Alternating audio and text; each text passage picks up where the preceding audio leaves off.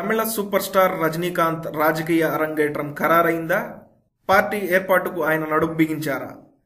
ఇక క్లాప్ కొట్టడమే మిగిలిందా? ఈ ప్రశ్నలన్నింటికీ అవుననే సమాధానం వస్తోంది. కోలీవుడ్లోని విశ్వనీయ వర్గాలు చెప్పే ప్రకారం రజనీకాంత్ అనుకున్నది అనుకున్నట్లు జరిగితే ఆయన జన్మదినమైన డిసెంబర్ 12న కొత్త పార్టీ ప్రారంభం కానుంది.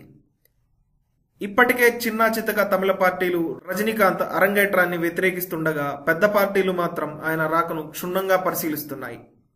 ఇటీవల రజనీ తన అభిమానులతో ఫోటో సెషన్ నిర్వహించారు.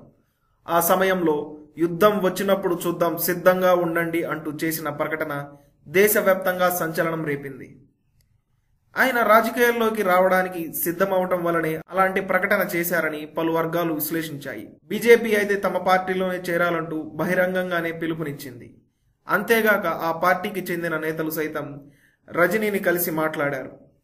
అయినా ఆయన పార్టీ ప్రారంభించేందుకే సిద్ధమవుతున్నారు. అందుకే ఆయన హడావుడిగా కాలా, రోబో 2.0 సినిమాలను పూర్తి చేస్తున్నారని సన్నిహితులు చెబుతున్నారు. ఇదండి సంగతి.